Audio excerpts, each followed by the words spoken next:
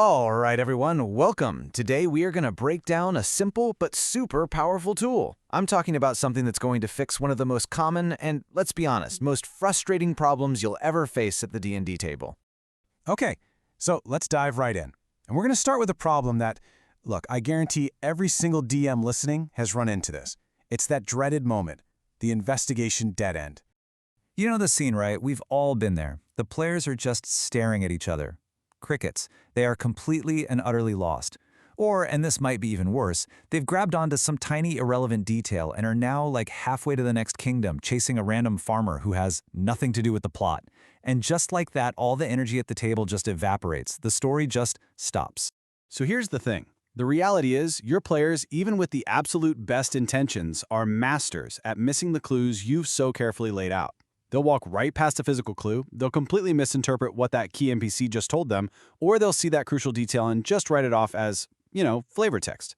And the wildest part, through all of this, they will be 100% convinced they've solved it. So, how do you fix this? How do you handle this beautiful, wonderful chaos that is a TTRPG? Well, the solution is something called the 3-clue rule. And trust me, it is elegantly, brilliantly simple. Okay, so what is it? The rule itself is right here. This one sentence is the whole shebang. For any conclusion you want your players to figure out, you need to plant at least 3 different clues that all point to that same conclusion. That's it. It's not complicated. 3 separate, totally distinct paths, all leading to the same truth. 3. Yep, that's the magic number. But why 3 specifically? Well, think of it like a safety net for your story. It works because it assumes your players are going to miss the first clue. It just plans for it. It anticipates they might totally misunderstand the second one, but it's banking on the idea that they'll probably, just probably, stumble upon that third one. And that's what keeps the story moving without you, the DM, having to step in and say, hey, you missed something. All right, now, this part is super important. We need to be crystal clear on what this rule is not. This is not about letting your players roll an investigation check 3 times in the same room. Oh, you failed? Try again. Nope. And it's also not about giving them 3 different opportunities to find the exact same clue, like the same bloody letter hidden in 3 different spots. No way. What we're talking about here are 3 genuinely separate, totally distinct pieces of information that all just happen to point towards the same conclusion. So why does this work so well? To really get it, we kind of have to look at the difference between a mystery in, say, a Sherlock Holmes novel and a mystery at your D&D table. They are 2 completely different beasts.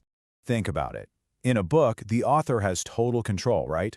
The reader is shown every single clue. Nothing important gets missed. The pacing is perfect because the author makes it perfect. But a D&D table, oh man, it's the Wild West. It's wonderfully, beautifully chaotic. Your players will decide that some random shopkeeper is the real villain. The dice will betray them on that one crucial roll, and your entire mystery can fly right off the rails in like 5 seconds. And that brings us to the most important point here. Listen up.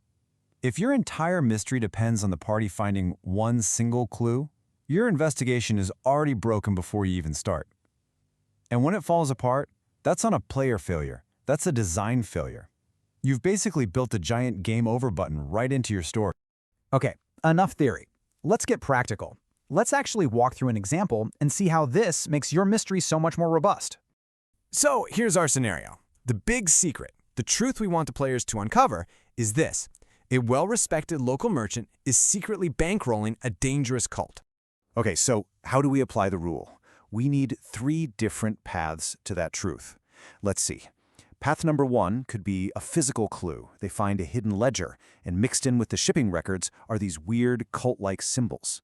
Path 2, a social clue. They're talking to a dock worker who mentions, yeah, it's weird that merchant gets these late-night deliveries that never show up on the official manifests. And path 3, a magical clue. The wizard casts Detect Magic in the warehouse and finds this faint, lingering aura of enchantment magic. See, any one of these clues on its own is suspicious, right? But find 2 or 3 of them, now you're building a real case. All right, so whenever I explain this rule, there are always a couple of big questions that pop up. So let's tackle the 2 most common ones right now. And here's the big one, the number 1 concern I hear. But wait, isn't this just railroading? Aren't you just forcing your players down one specific path? And that's a really good question. It's an important one. And the answer is absolutely not. In fact, it's the opposite. This rule protects player agency. Think about it. What's the biggest railroad of all? A dead end. That's when the players have no choices. Let me break down why this isn't railroading at all. You're not forcing them to reach a certain conclusion.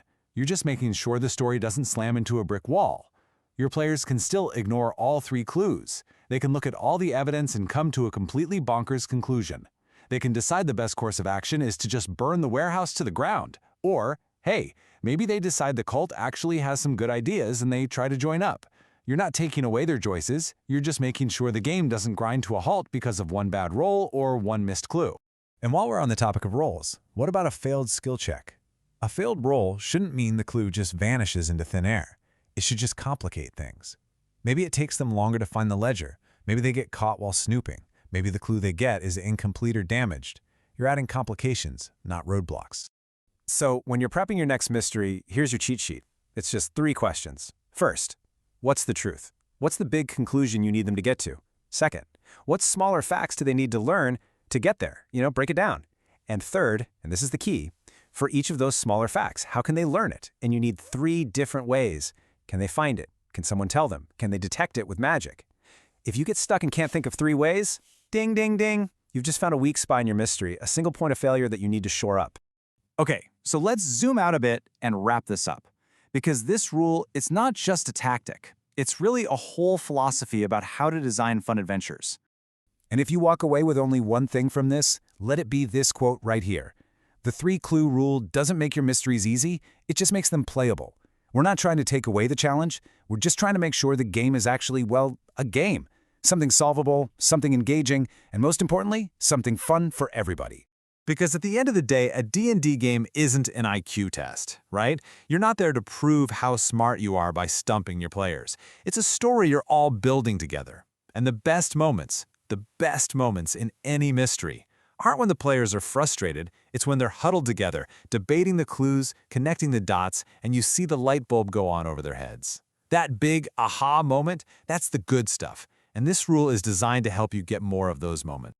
So, next time you sit down to plan an investigation, give this a try. Don't build a fragile little house of cards that's going to topple over the second someone breathes on it wrong. Instead, build a strong, resilient web of clues, a web that empowers your players and lets them be the clever detectives who solve the case. Have fun with it, and happy adventuring.